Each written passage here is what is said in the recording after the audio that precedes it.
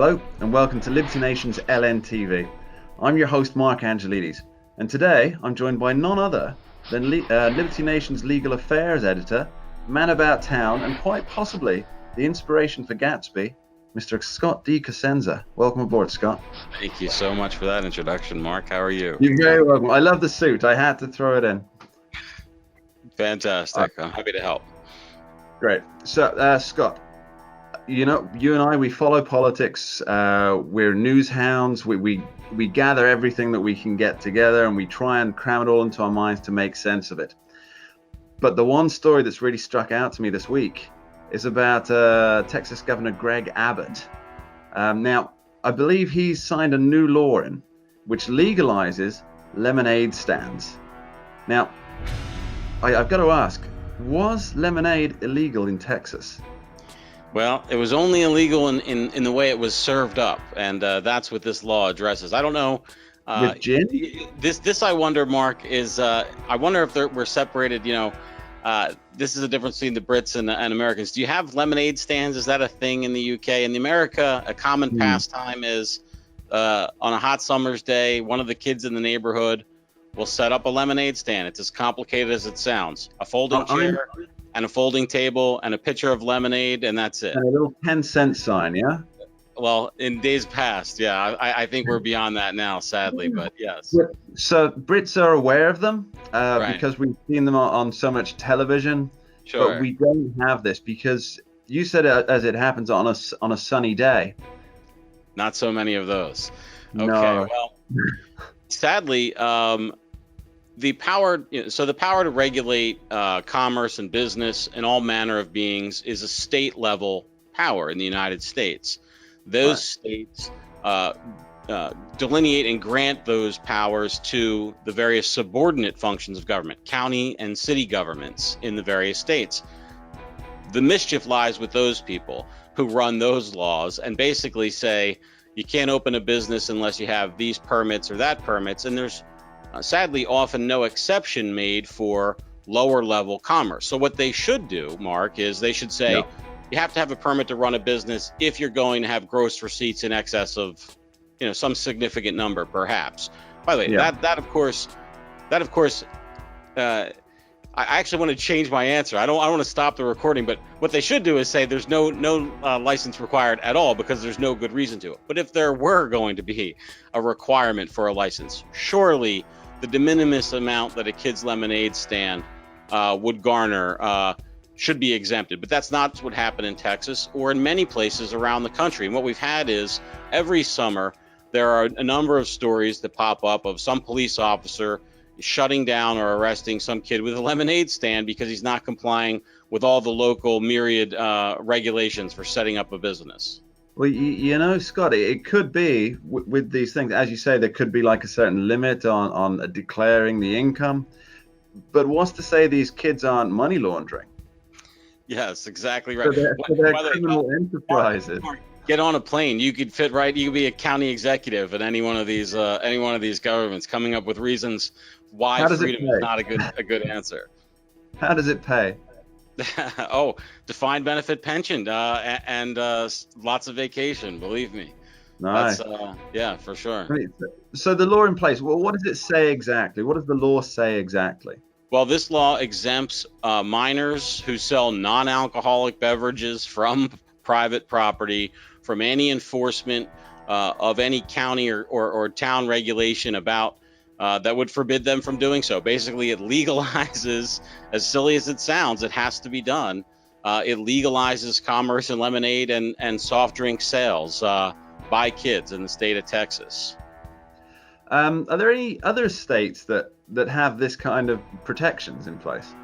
Sadly, the great shame is that every place needs it, Mark. Colorado has done it. Several cities have done it. I think in Wisconsin may have either a statewide law or some city laws. I think Denver also has a special law. So there are other places where, people have gotten fed up and said, it's absolutely outrageous that my kid or other kids can't have a lemonade stand. It teaches about entrepreneurship. Obviously, it's a nice thing for the neighborhood, right? I mean, kids out there selling lemonade. As well in some cases, I guess. It's a refreshing drink as well, Mark. Nice. So I've got to ask, this is more for the British viewers that we have, and we do have quite a few. It's a good growing audience. Well done, my countrymen. Cheers. Jolly Cheers. good. With Toodle Pip.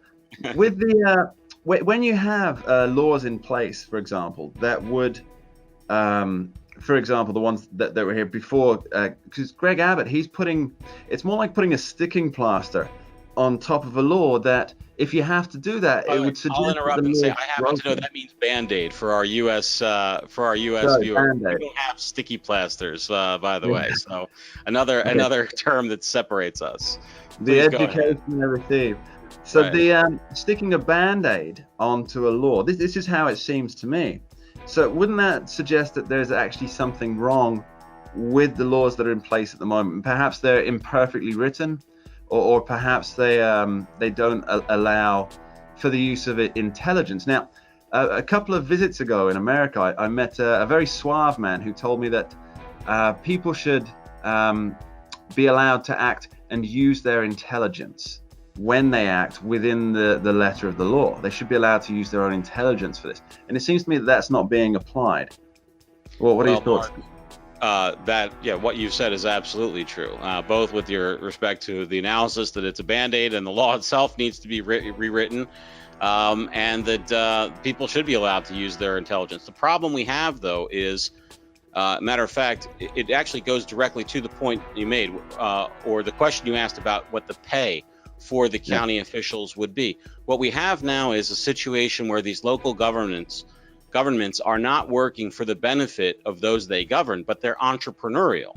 They want more money and power, and that gives them more income. And I wasn't joking about that defined benefit pension. So what that means, and I'll clarify that for anybody who may not understand, no matter where they live, these people work for the government for 20, 25 years, maybe even a little longer, and they get massive pensions. And those pensions are, when I say defined benefit, other people, if they put money into a retirement account or investment account, they're at the mercy of the market for where the value of that is. The way most of these government functionaries work is they get some significant percentage of their salary when they retire as their ongoing pension. And it's a massive amount of money. They get health care benefits that regular Americans can't even approach in terms of paying for.